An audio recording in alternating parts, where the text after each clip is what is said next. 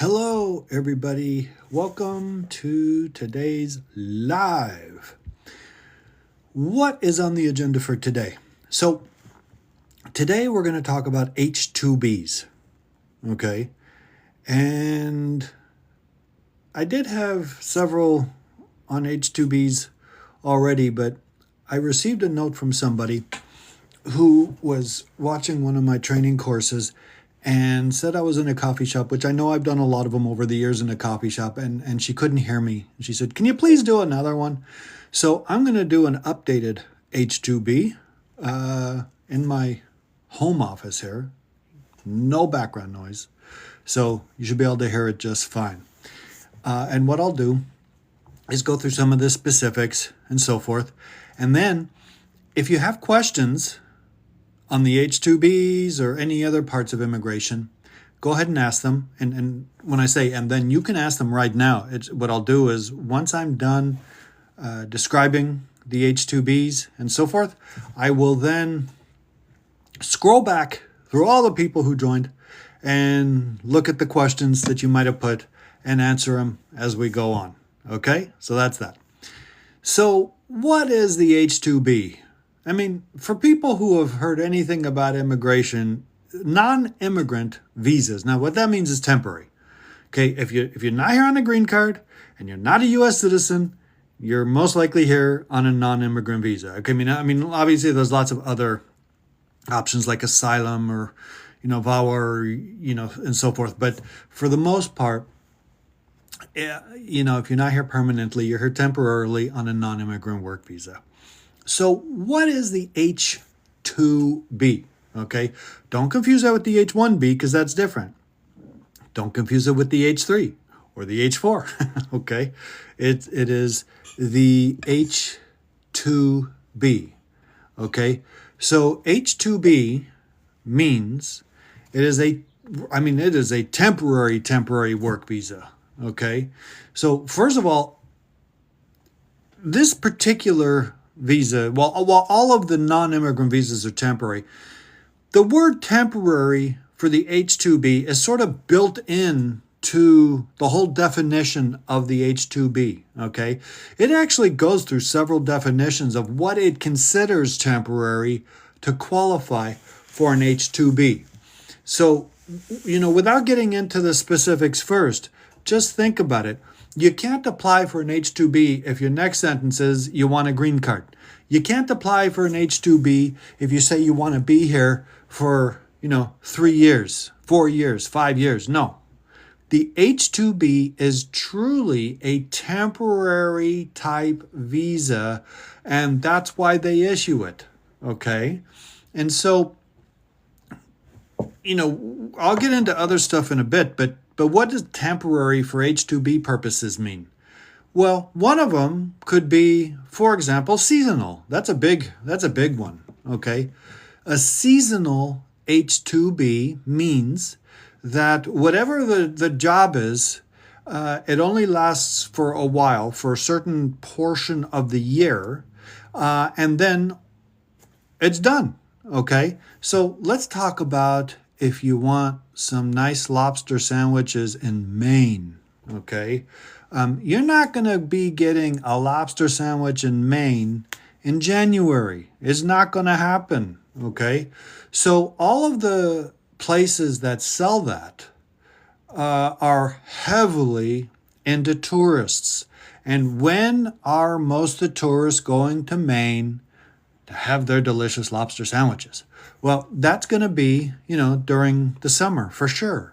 So, a temporary seasonal definition for an H-2B for temporariness, in that particular, I'm just giving you an example. For that particular case, might be 6 months, okay? You might say, well, the official season might start in March or give or take, and it might end in September or October, and there's going to need to be 1 or 2 months of prep time to get everything going and do whatever needs to be done, and then after it's all over, there'll be another month, 2 months to close it all off and wait for the next season. Okay, so theoretically you could say 8 months, whatever, and so that's one way of doing temporariness. Okay. Another is a one-time occurrence. The term temporariness can be defined as a one-time occurrence. So let's say, for example, somebody is running a firm and they have to do an audit. Okay. So they have to hire somebody to pull in all the hundreds of their files and to do all kinds of adding and tallying and correlating and all that. I mean, it might be a big project. It might even take like 2 years. Who knows? Maybe they're planning on selling their firm and they're wanting to make, a financial display, which is, going to convince people to buy or invest or whatever. So, you could say you're going to need, an accountant, or you're going to need a document tracker, whatever it is, for a period of 2 years, okay, or a year and a half, okay, because it's a one-time need, and you explain what the one-time need is, okay? So that's another definition. And again, I'm just giving you samples. There's all kinds of positions that might fit within the H2B category. Okay, and before anyone asks, they're going to say, well, what about farming? Okay, what about, that's obviously seasonal and so forth. That's the H2A. Okay, so if you're interested in a temporary farming position of some sort, that'll fall under H2A, which has different regulations, different procedures. We're only talking about H2Bs. So what's another definition of temporary? Okay, another definition of temporary is really just temporary. And what does that mean? Let's say that somebody is older and they broke their hip. Okay, they fell down the stairs and they broke their hip. And they're going to need help medically. They're going to need a live-in worker maybe. They're going to need help for a year and a half to be able to go places, for recovery, maybe for cooking, for cleaning. They might need to have a cook. They might need to have a temporary physical therapist, whatever it is. And the temporariness there is until it heals, sufficiently so they don't need them. So, who knows? That might be 6 months. If you're 40 years old, it might be 2 years if you're 70 years old. And that might be near 3 years if you're, 85 years old. Okay, who knows? But that's a temporary position as defined by when the temporariness will end. Okay, I get a lot of calls over the years. They say, can I bring a housekeeper in? Can I bring a caregiver in? And those are actually very difficult. I mean, to petition for residency for a housekeeper or a caregiver, very difficult, takes a long time, lots of hoops to go through. But for an H2B, it's a lot easier. I'm not saying an H2B is easy. Okay, nothing in immigration law is easy. Okay, I mean, unless you want to get a denial, unless you don't answer something, then it's easy. It'll be denied. Okay. Other than that, nothing is easy. But this is a great way to get in a caregiver or housekeeper or, someone who is going to be temporarily in your house for whatever reason, if something has happened that has caused you to have that need on a temporary basis. So I've gone a little bit about what temporariness is, and I've given some examples of positions that might fit the bill for an H2B. But it's wide open, okay? Unlike, for example, H1Bs, they basically require a college degree or a master's degree, and the position has to require it. An H2B has no such distinction, okay? It doesn't require that you have a degree. Now, if the position being offered, it's normal to have a degree, well, then that's fine. But it's not required. Okay, the H2B could be, temporary need for a doctor or a lawyer for some reason. Okay, I mean, let's say some hospital has a volunteer clinic or something, and they're going to be doing bone marrow transplants for people all over the world that they're going to, get donations to come in and so forth, and they're going to need, for the next 2-3 years, some qualified orthopedic surgeons. Okay, and there's lots of different ways that they can come in. Okay, but an H-2B can definitely be for someone who is skilled. It could also be for some people who are unskilled. Okay, that's the nice part about H-2Bs.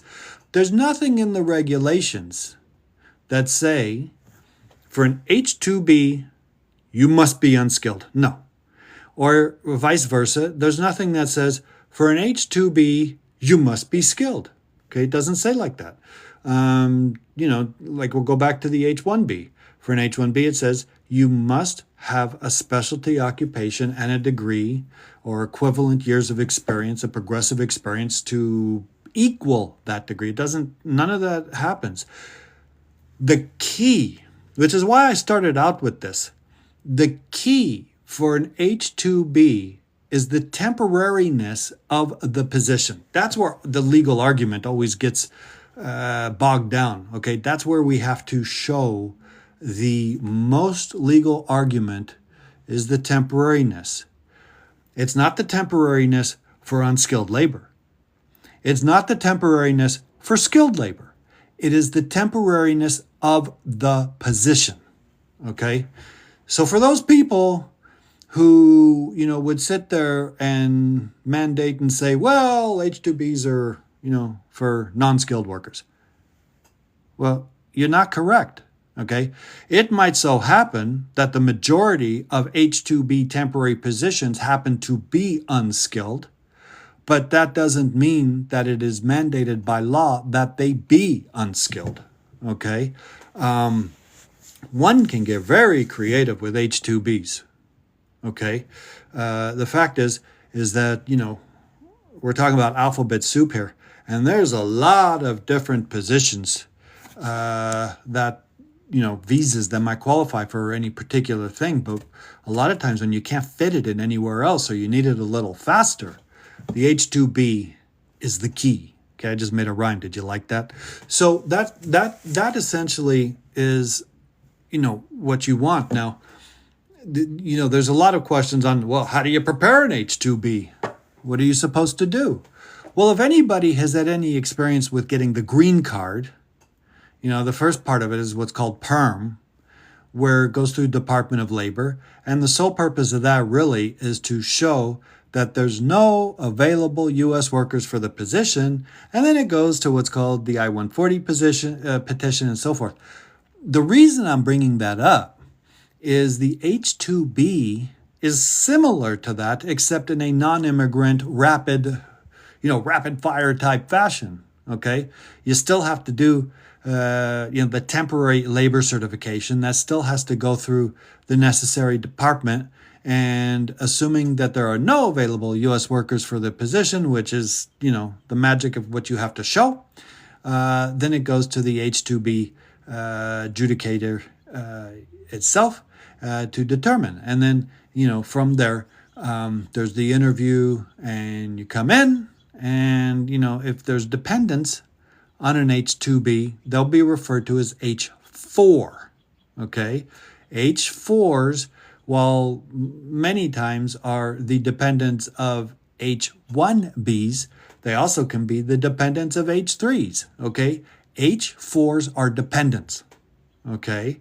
And so for every worker that comes in on an H-2B, if that person has a spouse or unmarried children under 21, they can come in on H-4s, okay? So the next question I usually get is, well, can the H-4s get a work permit? Because I heard H-4s have work permits. Well, the answer is no, not with an H-2B. Okay, the H-4s get EADs or work permits. Those are employment authorization documents. When the H-1B, which is the husband or the spouse or the wife, have been waiting for a year with a pending PERM or I-140, okay? And there's no such law for an EAD or work permit for an H-4 for someone with an H-2B. So if someone's going to come on H-2B and has a dependent and gets an H-4, they're not working, okay, unless they get their own visa. All right. So that, in a nutshell, are the overview characteristics of H-2Bs. Okay, now obviously I could do like a whole video, whole live on, for example, what are other positions that qualify for H-2Bs, or what other examples can you give of temporariness and so forth. But I'm hopeful that you got a good idea from this live on the gist of what H-2Bs are. Now, the only other thing I would say is that they issue throughout the year 66,000 H-2Bs per year. And of that, half are issued at one point of the year and the other half are issued at the other point. So more or less on average, September and April, basically. So when preparing the H-2B, you have to be aware of, what amount is allotted or available for that time. Because if there's no more available, then you have to wait until the next allotment in order to go through. So you have to be ready to rock and roll with your petition when it goes through so you don't lose the allotment on the next time. Okay? Now, so H-2Bs can be renewed, but obviously the renewals are a bit more difficult because the whole purpose is that it has been, temporary and defined as temporary in the first place. And when you're asking for more time, you better be ready to explain it. Okay? So that would be what's issued. The only final thing I want to say on the H-2Bs is it's not available for every country. Okay? And it changes yearly. And it's like, the U.S. wants to give chances for people to come here. So sometimes countries that have the highest influx in the prior years won't qualify for H-2Bs the next year. So you have to make sure that before you apply for the H-2B, that someone from your country is eligible with that nationality to get an H-2B for the incoming year. Okay? Otherwise, you'll be wasting your time. All right. Well, I hope everybody's doing well. Let me scroll back to the beginning here and see what questions we have. Hey, now would be a good time if anybody wants to send me some hearts, some roses. It's always nice seeing those numbers go up. I like it. Then I know you're watching. Okay. Feel free. All right. Let me go back here just a second. Thank you. We have to scroll back. Thank you all. It's all very nice. 1 second. We have a lot of scrolling to do. Okay, here we go. So now I'm at the top and I'm scrolling back to see what questions we might have. Okay, so we have a lot of people joined, but not a lot of questions yet. Just a minute. I hope everybody's enjoying their days, the beginning of the week. At least when I'm making this live. You might not be watching it during Monday, but it's Monday right now. Happy Sukkot. Okay, well, happy Sukkot to you too. That happens to be a Jewish holiday, which is right after, Yom Kippur. You have Rosh Hashanah, Yom Kippur, and then Sukkot. All right. Let's see. Let me scroll a little more here. See what we have. It's always like to answer the questions before I end my live. I always do a subject, but then, for whatever questions people want. I still have to request that TikTok make it so I can press a button and just see what questions people sent without having to scroll through, hundreds of other people who joined. All right, just give me a minute. Give me a minute. I know we're going to get to a question here. 1 second. Okay, so we have someone here who says H-2 visas are for unskilled laborers. I mean, that's a true statement, but it's also for skilled laborers. Okay, don't kid yourself and think that because 5 people, who are working in a restaurant, washing dishes, that the H-2Bs are only for them. Okay, I did spend some time on this in the live, but they're for both skilled and unskilled. That's the nice thing about H-2Bs. Okay, good morning. Anything for caregivers? Well, I mean, the answer is yes. What we're doing the live on today, okay, the H-2B can be for caregivers. So the question is, how can the position be temporary for a caregiver? Okay, well, I mean, that's easy in one respect. Somebody medically injures themselves and they need a caregiver. Okay, it's not going to be for somebody, for example, with a permanent disability, okay, or someone who needs someone permanently. That doesn't qualify for H-2Bs. In that case, if it's permanent, you have to petition in some other manner. Okay, there are ways of going through labor certification and perm for caregivers, but they're quite difficult. Okay, to qualify. I mean, the fact is, for the green card, you have to show there's no available U.S. workers. And in some respect, you have to do for the H-2B also, but it's much less restrictive. So the temporariness, one is medical necessity. So again, someone breaks their hip, someone gets some disease that they need to recover from, whatever it is, okay? Or someone's going to be traveling, okay? I mean, you might have an old person that has, no real medical condition, but is old, and they want to do a world cruise tour or something. They're going to need a caregiver to go with them to make sure they're okay, to make sure they can tour and so forth. That'd be a good H-2B, and you can definitely show the temporariness of it. I mean, in fact, I saw a cruise the other day that was being advertised. It was called the Arctic to the Antarctic Cruise. Can you believe it? It starts up at Greenland, at the very northern part. That's like in September. And then it goes all the way down to, down through Canada, down to the United States, down to Mexico, ultimately passes the Panama Canal, goes to the other side, and then starts going down to Chile and Argentina, and then gets to Antarctica, and then, drops you off at Chile like, a month and a half later. So if somebody were to do that, for example, I know that's not the usual case. I'm just giving an example so you could see, but if somebody were to do that type of cruise and be older and need someone to take care of them, well, that would be for a good H-2B. And can you imagine the person applying for the H-2B on that particular case? I mean, not only would they have a nice, a temporary job, but they'd be able to go on a great cruise throughout it. Okay, so that's how that works. Okay, hi, I submitted an advisory opinion to the DOS for my J1 in July and received no feedback yet. Okay, well, first of all, let me just explain what this means. DOS, Department of State, and J1 is a temporary type. And J1 has lots of different options, training or internship and so forth. The only reason one would submit an advisory opinion is if you got denied for some reason on the J1. So first I would need to make sure that the correct path you're taking is to get an advisory opinion rather than perhaps a motion to reopen or a motion to reconsider and so forth.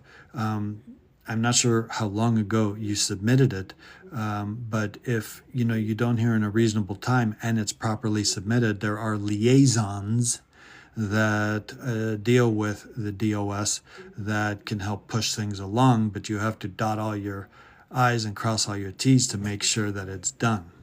Okay. All right. So this is by the same person. Do you have any idea how to contact the Department of State Waiver Division aside from sending them an email? Well, yes, I do. As an attorney, they do not give the information to people who are not attorneys, because they know what's going to happen. You'll call them 3 times a day, and you'll keep calling, and you'll not ask them questions that they can easily answer, and so forth. So the best thing for you to do, to be honest with you, is not to look how to get some inroad into somebody at Department of State, because that's not going to happen. It absolutely will not happen. I don't know if what you did was correct in the first place. Okay. I mean, you have one more question down here. You're married to whoops. Oh, shoot. It just went all the way up.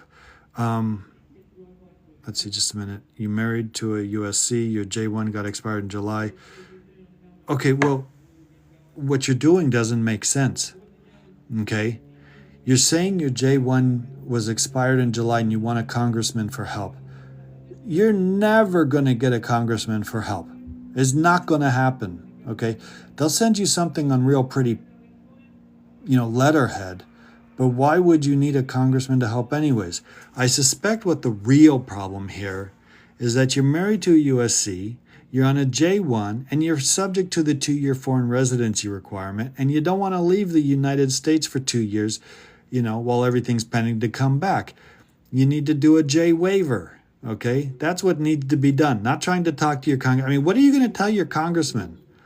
Are you going to say, look, I married a USC, a United States citizen. Can you help me here? They have no reason to help you in that case. You have to go through the proper channels. So J waiver, and hopefully that'll be approved, and then you can do an adjustment of status. Otherwise, you're going to have to leave and do consulate processing. Okay. All right. I have someone who says they've been doing immigration for over 20 years. Well, that's great. But you can still do an H-2B for a skilled worker. That's great. You learned something new after 20 years. Okay, congratulations. All right. Where are you located? Well, my office, my physical office, is in Long Beach, California, but I have clients everywhere, all over the U.S., all over the world. As far as practicing over the U.S., immigration law is federal law. So, I can be licensed as I am in California and still practice immigration law everywhere. Obviously, not all law is federal. The majority of law is not federal, in fact. Stuff like tax law, a lot of environmental type laws, marine laws, a lot of those are federal and they can be practiced anywhere. Okay. I'm voting Harry's. I want more wars. Okay. Well, that doesn't seem like, okay. So, I think I've answered all the questions that were put out there, and given a nice summary on H-2Bs. I hope that all of you have enjoyed what I have put. If you have further questions, contact my office or any of the numerous ways that I have. I'm everywhere, and I'll be happy to answer your questions. Okay? Everybody have a good day.